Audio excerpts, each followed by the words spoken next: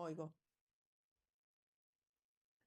Hola humanos, welcome to our ipsicafé scoping series where we take an idea and scope it live in real time, 1 hour at a time. My name's Alejandra, I'm a strategist and community organizer, and we also have I'm Lizzie, a project strategist and a systems thinker.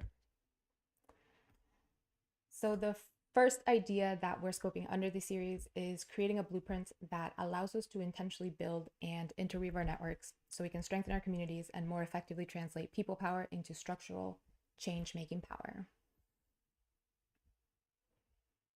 Yeah, and to give you a quick recap of what we have done so far, we based on the purpose that Alejandro just mentioned, we created that system of systems with a general brainstorming, putting all the elements that came to mind on these bubbles, and it was a free flow of ideas. And we asked the questions: what, who, when, what, and how, and that allowed us to generate more questions and generate more ideas, because the more questions, the more ideas. And then we categorized those elements and ideas based on certain characteristics that were common to them.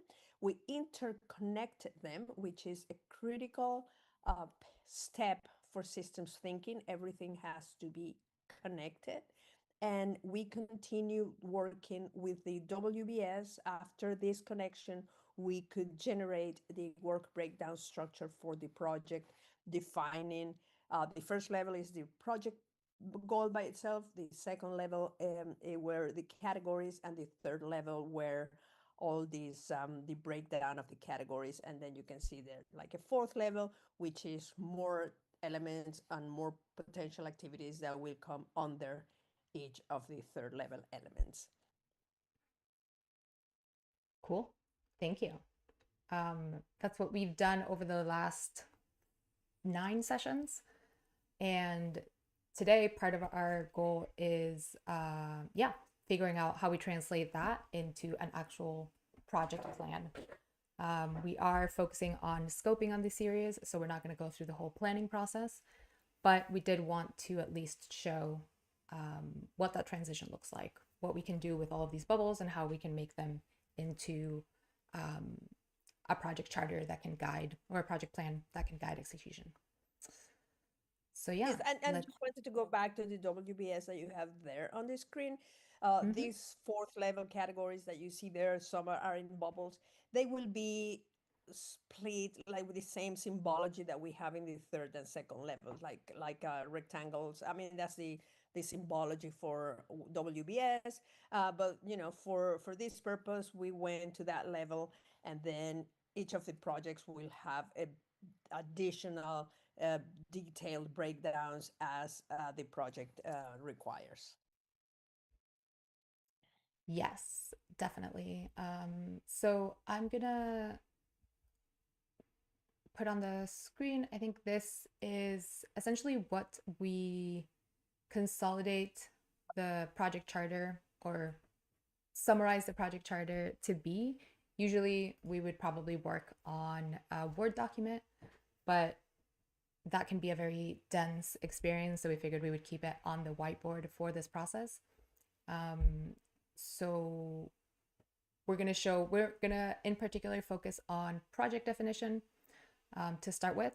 So that is clearly articulating what the problem is, then what the project purpose is, which is that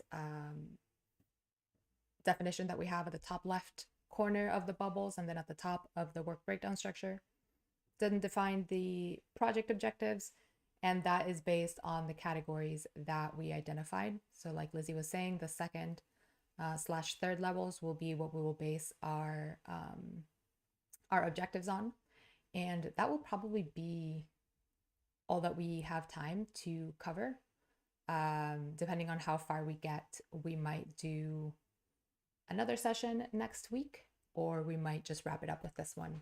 Um, we'll decide at the end of today. Yeah, and So another yeah. thing that I wanted to mention before you start with the project charter, there are some of the steps that we have done in these 9 episodes that are could be like behind the scenes that nobody sees them. You go to a play and you don't know what happens behind, but there are some that have to be visible And one of them is the WBS finalized and the project charter. Those are documents in a project that do have to be visible and known and shared with your team. If you did the bubbles with teams and parts and stuff, and those can be, like I said, behind the scenes. They are not part of the main play in a theater, but the end is this WBS and the project charter, because they are the key for planning and scope. They are the key elements that form your plan and your scope. Exactly. And ideally, this is a document that people aren't surprised by. This is a document that people who are going to be working on the project have contributed to shaping in some way or form.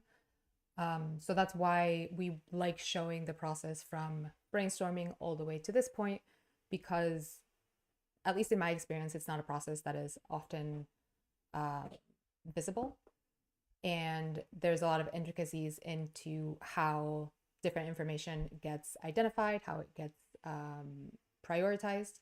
So I think getting everyone that is involved in your project in one way or another, at least the main areas, getting them involved in this early process can really help create a more realistic and supportive project and documentation to support that project. As I always do, I noted the time and date up top. We like to make sure that we can keep track of our time. And it's also become a little curiosity of mine because I apply this process so much. I like seeing how long different types of projects take to plan and be able to calculate what the ratio was compared to execution. Because one of the things I want to at least develop our own data about is be able to refute the idea that planning is just a waste of time.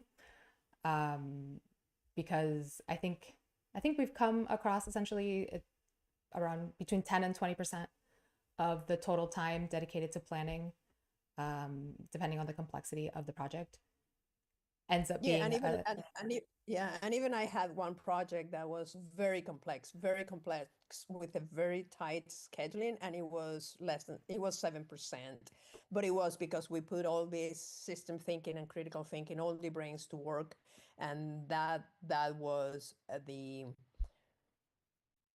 what made the project successful. That planning and time put there, that was just 7%. It wasn't even that doesn't happen for a complex project.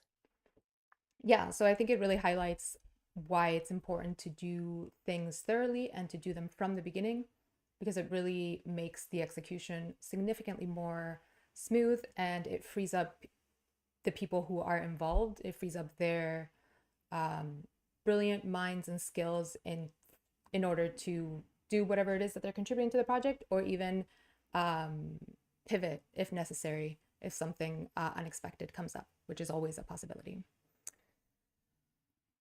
So I think from here, one thing that might be implied in the project purpose, but we do like to say it explicitly, is defining the problem that this project is looking to address. So I'm going to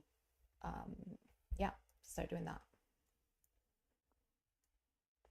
Are you going to write it down there, right there? I think I'm going to do it over here on the right.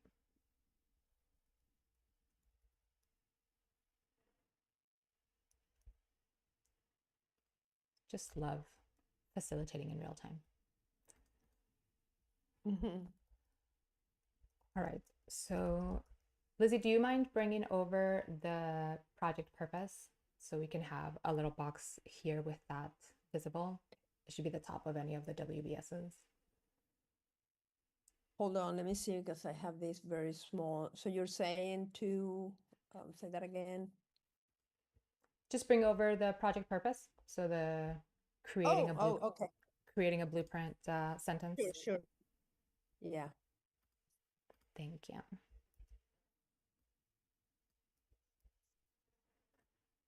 And we're just going to put this on the right. We have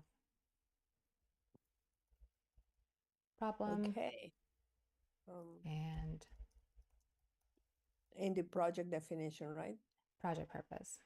Project purpose. Yeah.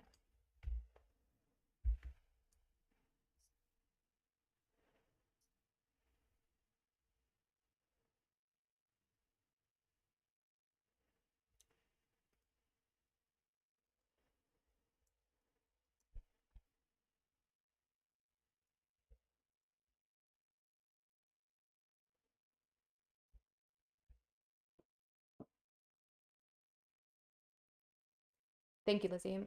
So one thing we were discussing uh, actually before we started streaming was at what point in the process we should um, articulate or explicitly write write down the problem. And I think this is something, yeah, Lizzie, why don't you share your thoughts on that? Yeah, many times we come with a problem and we get enamored of a solution that we want to implement more than what the problem really is. And an example that I always bring is, oh, we need to have a hospital because we don't have enough health care facilities in our small rural town, when probably just having a transportation system to a town that is closer will have more benefits, financial or budget wise, or for the people, because it's already there. So sometimes we say, oh no, we have to be at the hospital, and maybe that wasn't the right solution. So we need to understand really what the problem is before engaging in executing a project that really may have not been the best solution for what we thought the problem was. So the Yeah, it might be problem we treating need a to, symptom, um, yes, correct. but not the real cause of whatever Right. So is we happening. always normally we come with an idea, and we call the idea a problem.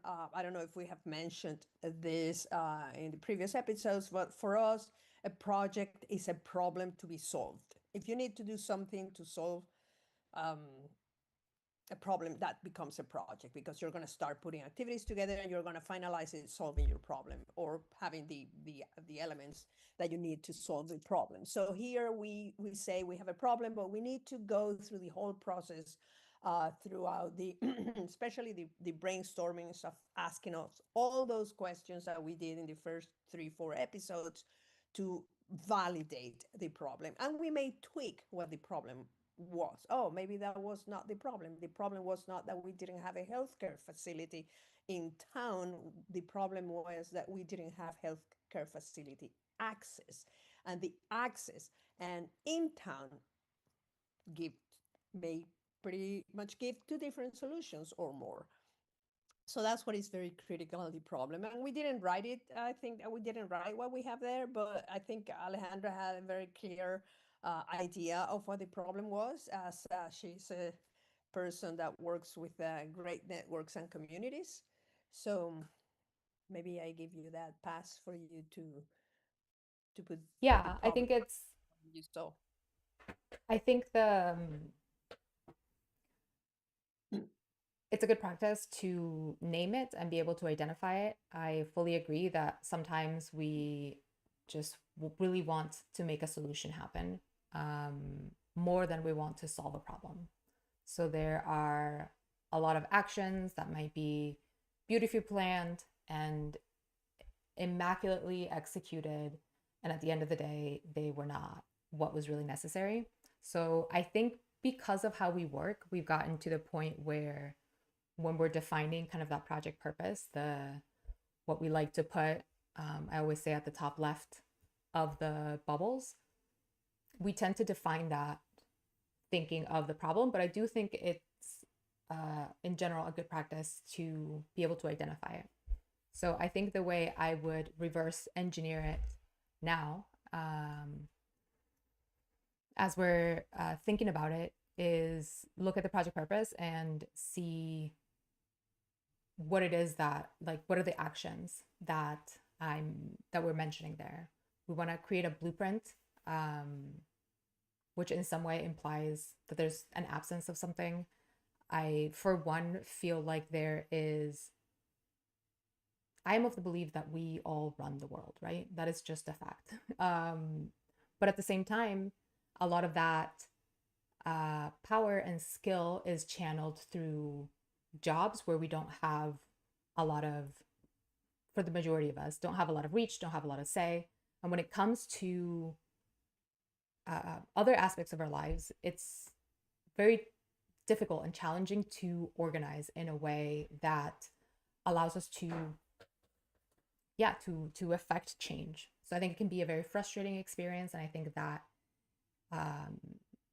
yeah, that inability to quickly access community and support, I think is a large problem, and why there's so much not only frustration on the community level, but why a lot of actions that are having a lot of impact on a lot of people are happening, giving the illusion that, oh, most people want this. And the reality is that there's been a lot of power that's been concentrated in very few hands, to the point that governments and these institutions that are supposed to represent, in different ways, they're supposed to represent the society that they govern, in reality is not necessarily working in that way. So I think being able to create, or at least explore why it's so difficult, I think is worth, yeah, doing this project. So I've said a lot of words and written none of them down. Well, I'm glad that they are recorded because I think this is very, very powerful. Um, you said we run the world, but most times, or many times, in my case, I feel most times, but maybe it's just many times, we feel that we have zero power, right? Because we see that there are so much power, financial power, money power, media power, political power that crushes us, that crushes. So it's I really like it, like what you said, we run the world and we just Yeah, it's need to our find skills, it's make our it. labor. Yeah, exactly. So Yet it there's is no how. decision, like access to decision making, or access to, and not in a way that's quick, because there's always the I feel like there's always excuses given about how things take time and one has to be patient and there's a lot of bureaucracy. But we see time and time again that when emergencies happen, these governments move at lightning Very, speed. fairly quickly. Yeah. Um, so it is possible. And the difference is how urgent do these institutions believe this to be? So while I think a lot of people are in very uh, struggling with a lot of insecurity, whether it's food, whether it's housing, whether it's shelter of any kind, I access to healthcare. I lost my train of thought in the middle of a sentence. Well, Uh, let me see if I can. can you pick it up? Well, I'm not sure if I can pick it up, but it's something that unless that you are 5 years old, all of us have lived with COVID. That was a perfect example how things moved. Maybe not as quickly as we needed to, but there were a lot of things, community-wise, government-wise, either local, regional, or federal, or worldwide, that were put together to attack or to solve something that was happening worldwide. Yeah. Ooh, I think that I think COVID is definitely something that will stand as how we broke a lot of rules and patterns of what should be compared to what could be. And I think that, I am so I don't want to say, I mean, it sounds bad saying the silver lining because there are a lot of people died, people I know, friends of mine very closely, that very close friends of mine in my past, that who died. But there was a silver lining, and that silver lining is still standing today, despite having this economic power and media power and political power, right? So yeah, I you think one always thing want that, to. sorry, I didn't mean to No, go cut you ahead. off. No, no, no, go ahead, go ahead. Yeah, I think it's important to remember that there were there was an expediency that we were able globally, to tap into. And of course, this varied country by country and government by government. But in general, there was a situation was deemed urgent, and solutions were put in place in order to at least attempt to address it. And what I was saying before, that there are people in situations where they're struggling of insecurity in so many ways, that is urgent, but that is invisible to these institutions, and that is part of what I see as the problem. That urgency, that dire need of so many is completely invisible, and that should be unacceptable. So while on an institutional level that is not being solved, wherever that the case might be, I think this is one of those areas where at the community level it can be addressed, because people can come together with their skills and their time and their labor and make it visible. And yeah, I think make that urgency visible to those who control resources, access, whatever it might be. And I think that can only happen if we're able not just to connect and build communities, but then further interconnect with other communities and other networks. Because the idea that improvement or progress needs to be sequential is a fallacy.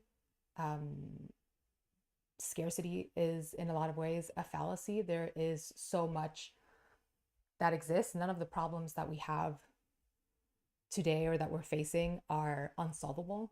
They're just unsolved, but they're not unsolvable. We know how to feed people. We know how to house people. We know how to transport things across the globe in less than a day. We know how to do these things as societies, and we do them every day. That's what I said earlier. We run this world. We are the people who move things from one place to the other, who make things accessible where they're not, who create and design and teach and spread and grow all of these things. We're all doing it every day. So I think if we're able to find ways to weave all that knowledge and all those strengths into some sort of common purpose, I think that can create real change, or at least contribute. There are people doing this all the time. This is not, I don't want to make it sound like this is not just happening at the community level across the globe, because it is. What I'm looking to do with this project is make it even more accessible, because I do encounter people all the time who just say, I don't know what to do. I don't know how to organize. I don't know how to connect. There's people who are incredibly lonely. We're never been more connected and more isolated at the same time. So even at that level, that is something that can be solved at the community level. Even that idea of loneliness, I feel like that can be solved. We don't have to solve, global poverty or hunger in order for this to be a worthy application of this blueprint. You can just want to make some friends of people who live nearby. So again, I just Yeah, think and that and also, the humanity. I think I am pretty certain that there are more things that joins us, that unite us, that divide us, and absolutely. humanity is one of them. There was a movie, post-COVID. It's a French movie. It was called 8 Rue de l'Humanité. That is just a street address. In English was Stuck Together. And I mean, I am here in Greater Seattle, and you were in Portland, and people were all over the world. And if you see the movie, you feel like your days were exactly like the days of that building in 8 Rue de l'Humanité. So it is like we see that we all have the same anxieties, the same fears, the same need to connect, the same need, even if, I want to be isolated, but you really had that need of connection, and do something for somebody, and the clapping for the medical personnel at 8 o'clock at night in Europe, pretty much all along Europe. I mean, it was just something that really you see how everybody is brought together in a time of something so tragic like that. But we can do that when there's no tragedy, even though there are a lot of things. I mean, when we want to interweave these networks, is to fix issues that may not be a global tragedy, but they are tragedies for families or tragedies for small communities, right? Or just problems, right? Doesn't have to be a tragedy, but it's just how we are all connected with the same humanity level.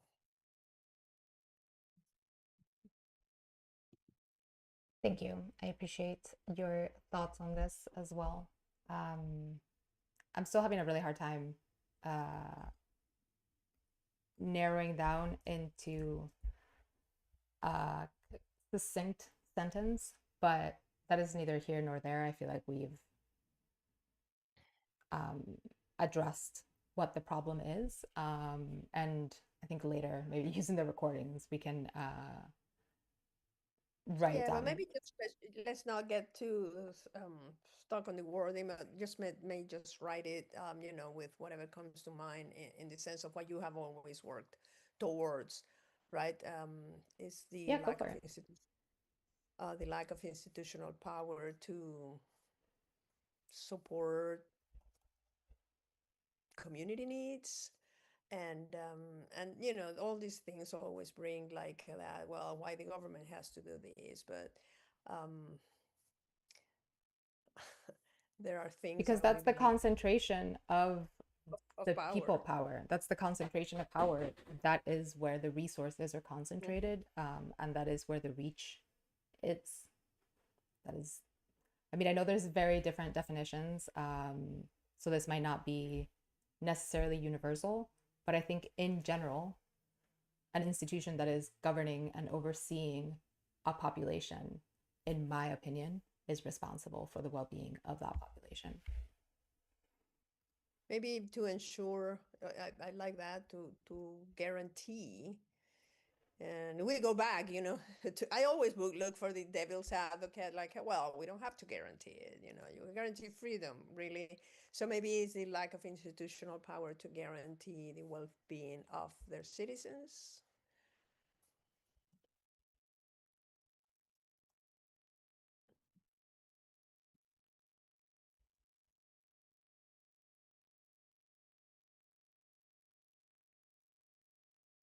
And that's why a lot of these communities are built. And there are tons of examples that fell on private institutions, on philanthropists, because they have that economic power that they can use for that. But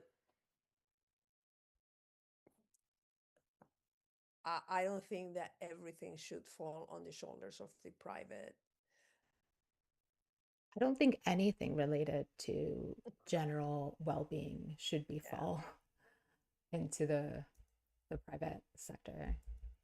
And The we have, private sector maybe in my we, mind is an additional extra thing that I should not have to participate in order to like exist and live.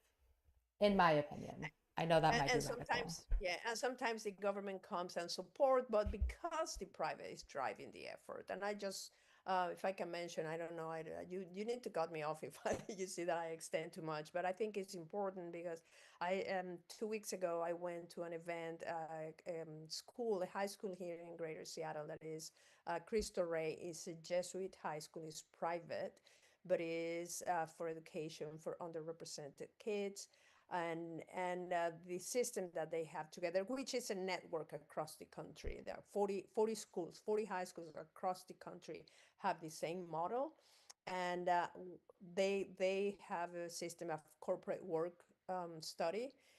They work once a week in one company that is sponsored. They are paid through tuition, but I mean, after 4 years, those kids know how to work.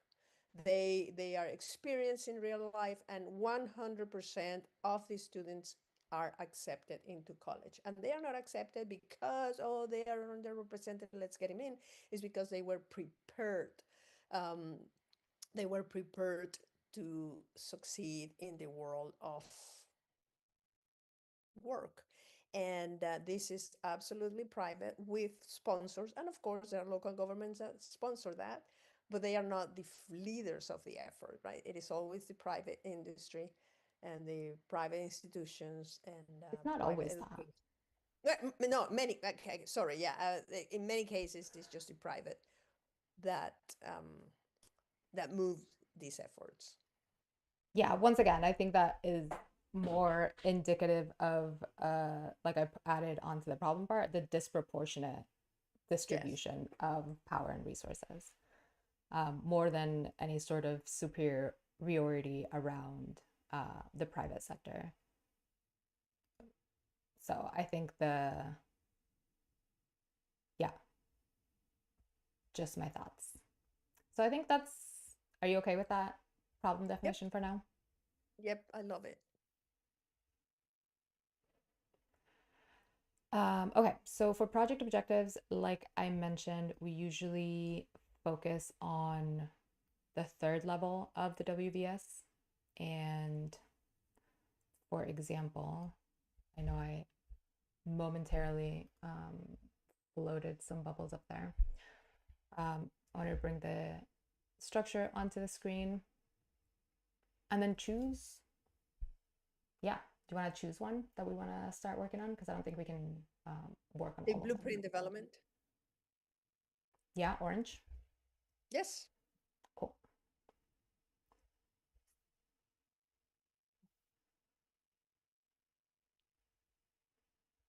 And that blueprint development is the development of this project and the management of this particular project that we are doing. Yes. With the activities that are a consequence to do that. Yeah, so I'm going to bring the visual onto the screen and make a little text box too.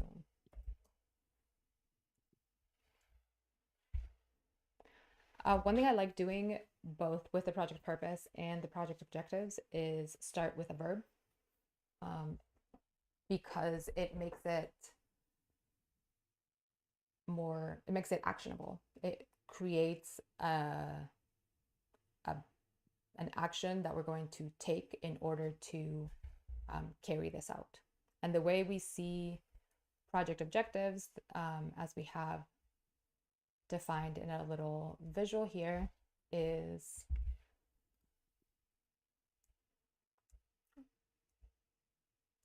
so what problem is this project seeking to solve?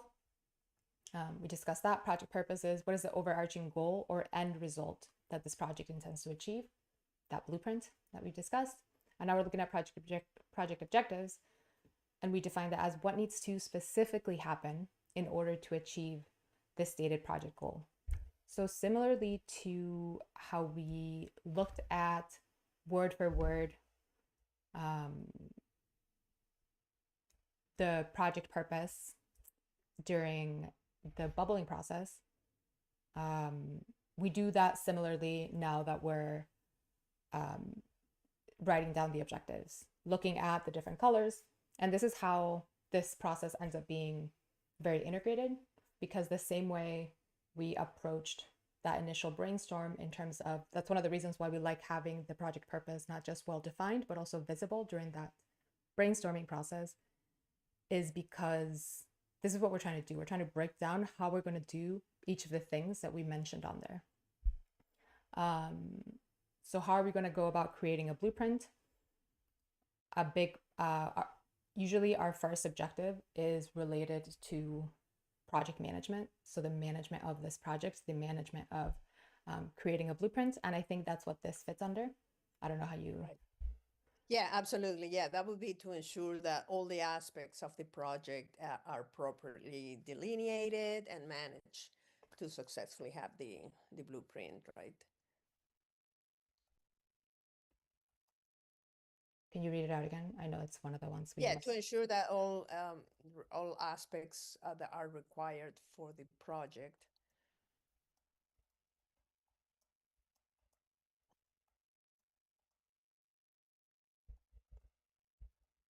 Properly delineated? are, say that again?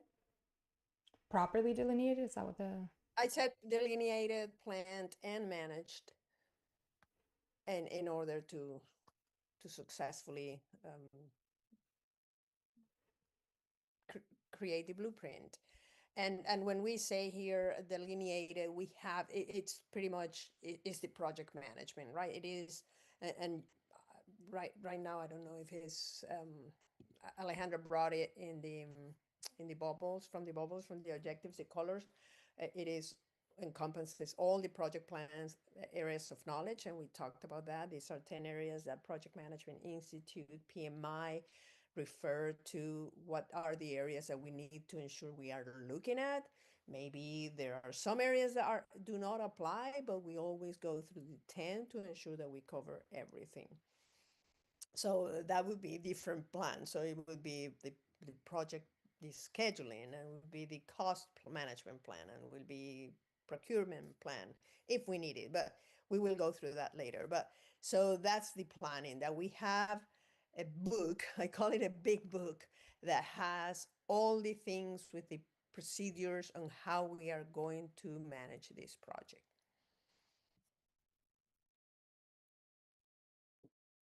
All right. Do you think we need to put anything else at this? No, no, that's good. Okay.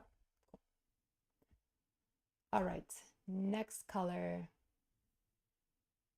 What do you Next think? color, I would go left to right like you have it there. So what is the next one?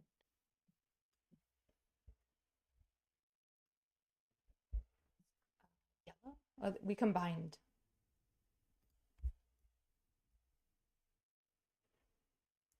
We combined yellow and green. Should we bring that over and try to define that one? Sure. Okay. And do you want, but maybe we will have separate objectives there, not just because they are under one. Do you want to keep it as one objective, or you want to separate it as several objectives? It would be fine regardless. I mean, it's whatever your preference is. No, I think as we're working through it, we'll have to decide Yeah. that in real time. I don't know that. I don't know that answer yet. Yeah, and so we have, let me go to the map. So we have the humans creating the blueprint as one category. And this would be that we need to reach out, and that we want to reach out to all the humans that will support, that have expertise and will support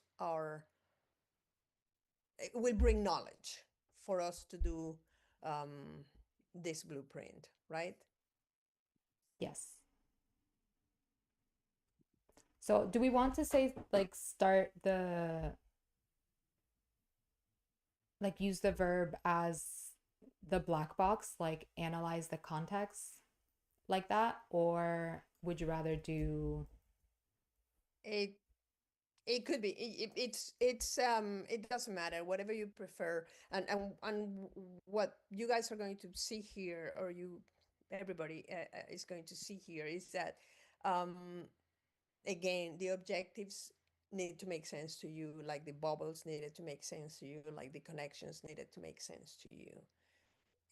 You have to ensure that everything makes sense, and it has a logic for your purpose, because we can see different things, and even though, and we will get to the same place, but we are looking at it from different angles, vantage points, perspectives. So it could be one objective, or could be three objectives separated, or maybe we keep it as the contextual analysis, like to research around the practicalities, as we have that, to research around the practicalities of the how text here? different, like like a like like you mentioned, like the second objective would be the contextual analysis, because what we mentioned below, it is different type of research. So I like the idea of having it as a conglomerate objective, right? What would be a different type of research? Well, it, different categories of research. We're going to research who are the experts. We're going to research what different communities do, and how or why they're doing it, or when. We are going to do a research about barriers to the different communities. So because we categorize it in the yellow, green, and gray. So I like the idea that you brought at the beginning, like the contextual analysis is the objective, like to research. So yeah, to analyze the context. So I'm trying to figure out here. So I have is analyze the context in which we're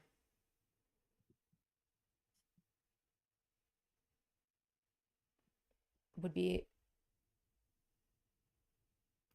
in which where different communities gather.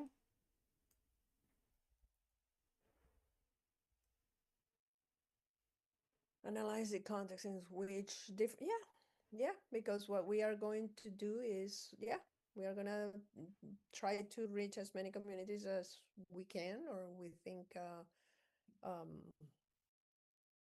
purposeful. But I do want to list the three that we have on the lower Yes. level. Yes, So that's the beauty, because when you go to the deliverables, and this is this is a good show of how you have this second level in your work breakdown structure, and then you have a third level that you still have to continue to break down. So I like that you can mention the three different sub objectives, if you will.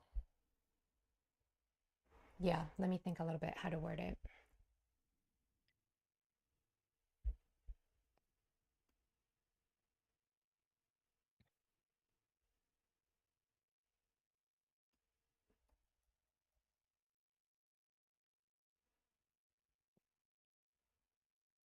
I like the part of the research word, because in the three cases, that's what we are going to do. And research is a very powerful work, word in academic is something more deeper, but it is just investigation, right? Like, what is out there? And then we have broken that in three different areas. So I don't know if they analyze the content, the context surrounding how different communities gather researching. I would like the word research there, because you analyze once you have the data. Yeah, no, Right. that's So why I'm leaning more towards research. I think the analysis is fine, because it's like the ultimate thing, because you analyze now, but the analysis is based on research data for experts, points of gather, Yeah, in yeah, this I case, understand. I'm just trying to word it. yeah, I think the analysis is better from the beginning, because that's your ultimate objective.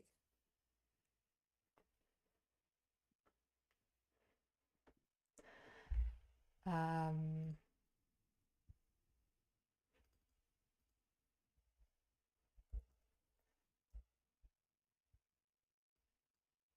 yeah, I have a bit of a challenge listening, processing information, and writing at the same time. So I'm just taking a Yes, second. I'm going to go to Canvas. The thing is that I was trying to write on, for some reason, what comes is my YouTube, and then it was just. I'm not sure what you're talking about, but that is fine.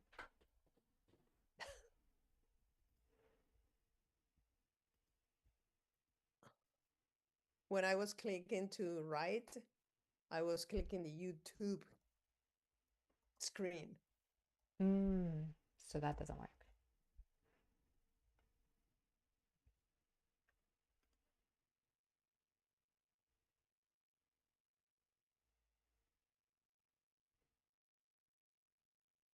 How about Because that? I do like,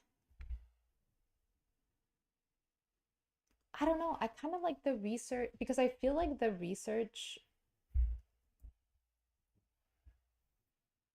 well, I guess that is the research.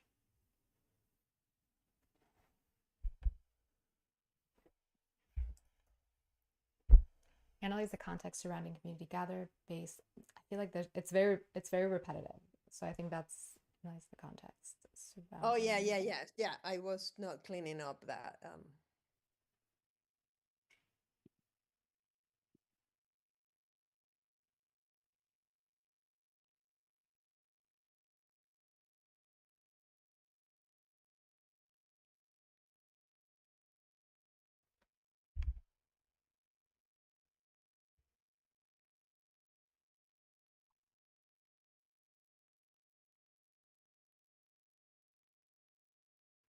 I almost think that after context, we can put almost in parentheses, like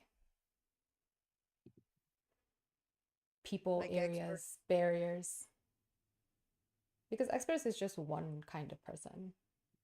So I don't necessarily want to list the kinds of people. I feel like that's a lower level. I don't know about interests. I think just areas. Analyze the context.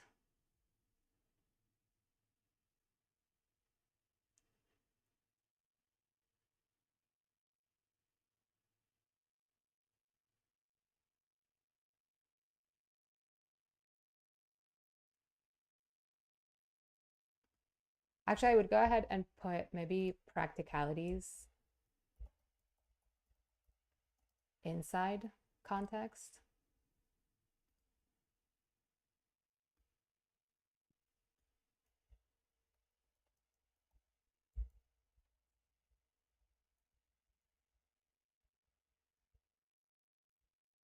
What do you think about that? Analyze the context, in parentheses, people, areas, practicalities, barriers surrounding how So communities gather. yeah.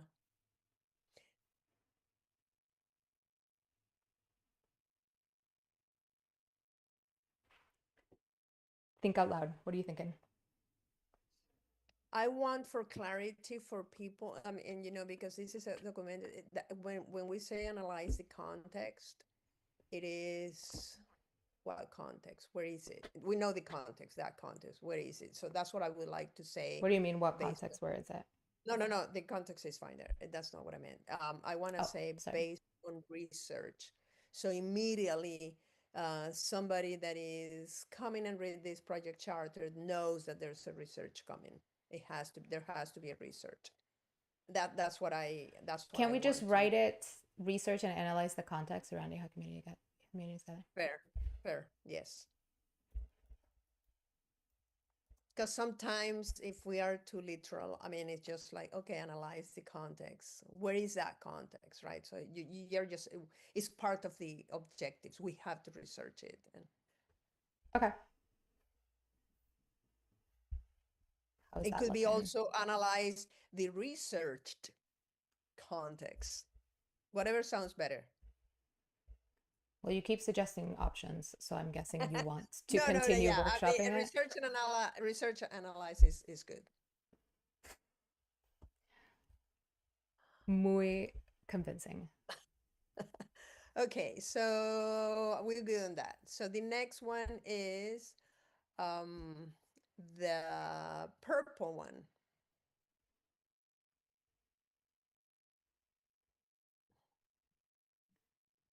Yes. Bringing it over.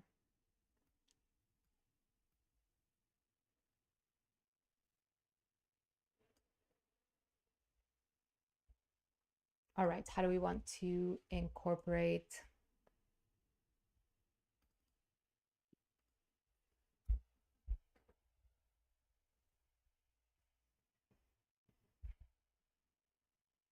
Hmm.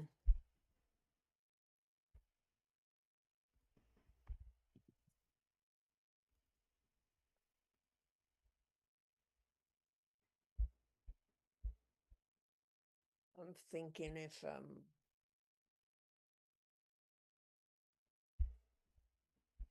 it would be like intentionally engage the core values. What is the name that we have there? The core we have values of the foundation. we had core values, we had talked about foundation. Um, and the concept of making space and aligning values. So I think, what do we Yeah. want to do? I think if we're going back to the project purpose, do you want to read out loud again? Create a blueprint that allows us to intentionally build and interweave our networks so we can strengthen our communities and more effectively translate people power into structural change making power. So we have well, it is of our opinion and belief that having clear core values and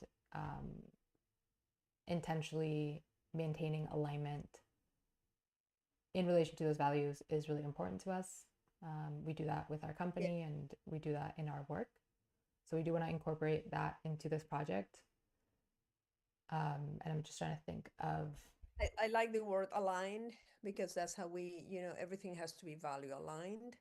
So we could put right now, we could put like aligned the core values and foundation or core values foundation into every aspect of the project. And when we say that is like when we are developing the different plans, like for example, I'm going to bring something like let's assume that we are going to um, have communities are going to um, gather or meet every, that we see communities that meet like every um, month in a venue. And I Mhm. know that this is not for the development of the project, but it's an idea of value alignment. We are not going to hire a venue from a company that doesn't align with our value, right? So that's what I think, the align the core values and foundations in every aspect of the project, give us that non-negotiable. Everything has to be aligned. Yeah. Um, So it is like a I think measurement of. align, I'm trying to think of a like almost synonymous verb, but a bit more like that feels a little more actionable or um, because aligning to me right now sounds a bit nebulous. And obviously, as we get lower into the Mhm. deliverables, maybe that can be clarified. But I was just trying to think if there was, I'm trying to think Oh, of something more other, tangible. yeah, because I think in the past of when I do my talks, for example, I like to ensure that I'm thinking about the core values that we've established for our work. I want to make sure to embed that in all of my Mhm. deliverables and my processes. So I'll So you, put something like design all deliverables with uh, so, the core values in mind or aligned with core values, but it's using aligned, but not as the actionable verb because it feels a bit nebulous to me.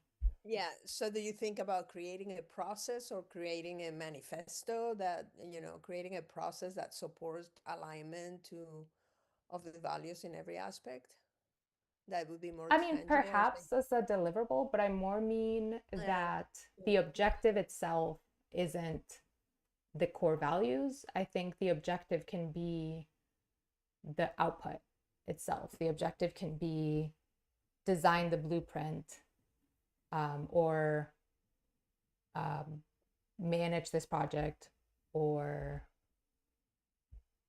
in a way that aligns with our values. And then deliverables within that could be writing out our core values or defining what the values foundation is, So that something like would that. be, if I understand you correctly, you're saying like, for example, the blue, that is the design, right? The blue Blueprint design.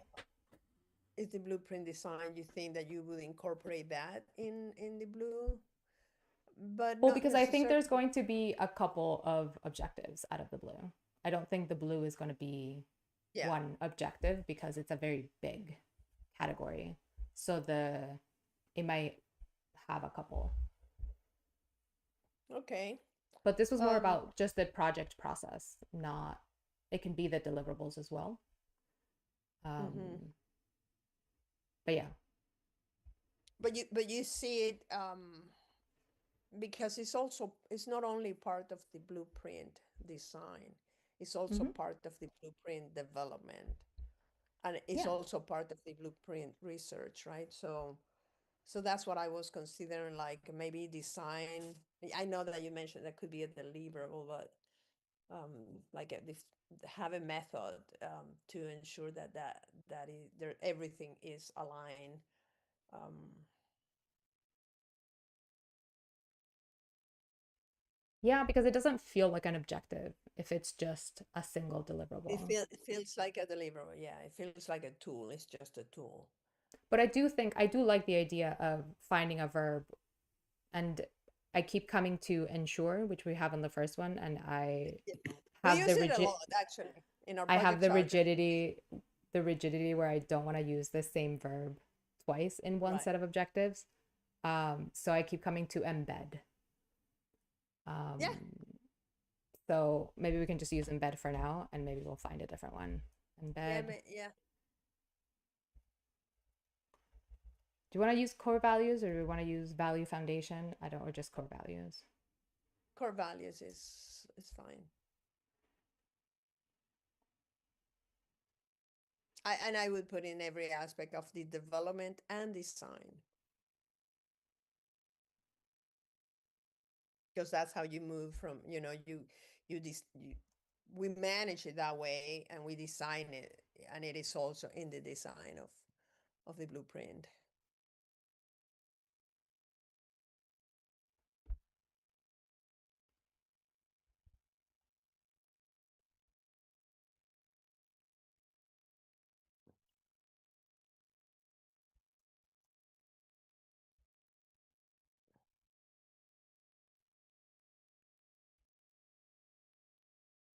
What do you think?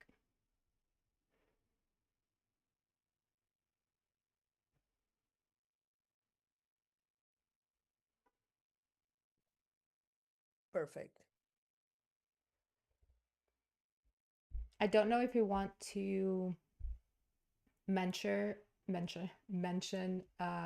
making space or value alignment or alignment itself in the wording, just because we have it um, here, and I don't want to just drop them without Oh, um, like you did for the second conscious objective. consideration. Mm-hmm. Yeah, the thing is that what we were talking, about alignment and making space.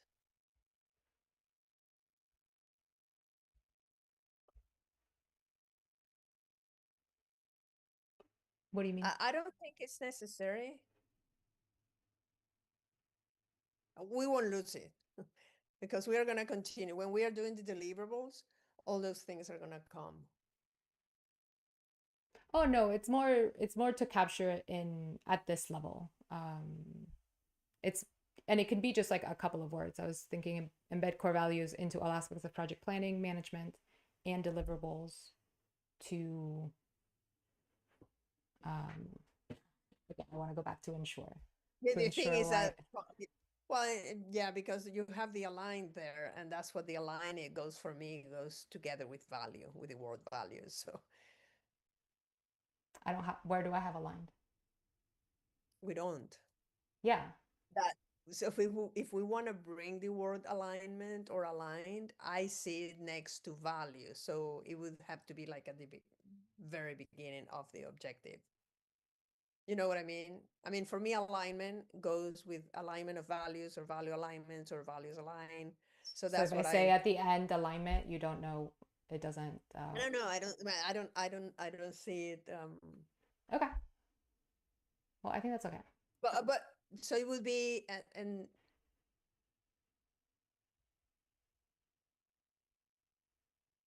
so how would you say, like, embed core values into all aspects of project planning management and the Oxford comma and deliverables to make space for everyone? I mean, No, because it's I not don't. necessarily yeah, I guess it's not necessarily about making space for everyone.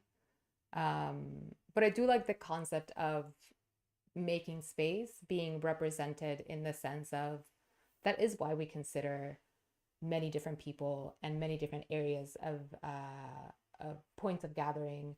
And we want to talk to as many people as possible and try to get as many perspectives, is because we want to, if we make space, we can learn more. So I do like, and maybe making space, I actually associate it more with number 2, because if we're able to make space, I think we'll have greater quality research and better understanding of varying contexts. So maybe that's a place where I can we can work it into at a later time. But I guess that's why I just wanted to share why I wanted to include it, because I do think it's an important part of it. But and for this second objective, how would you see there, like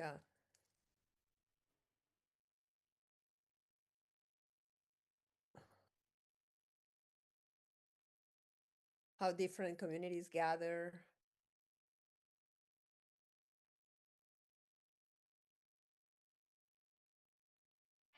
Or how communities make space for their gathering? no, because I think the way we have it under core values, I at least see it more as how we're doing this. Like how we are making space, more so than, I mean, I think that will be part of the practicalities of how communities gather, but the way I want to capture it in our project objectives is how we, Lizzie and Alejandra and Aponwao, are making space during this process. But I think we're getting close to the end of the time we started, so perhaps this is a good point to put it down. And Okay. And yeah, what do you think? Do you think we should come back next week and do at least finish out the objectives and talk a little bit about next steps in terms of the project charter? Yes, absolutely. All right, cool. So we'll have a bonus 11th episode in this first scoping series.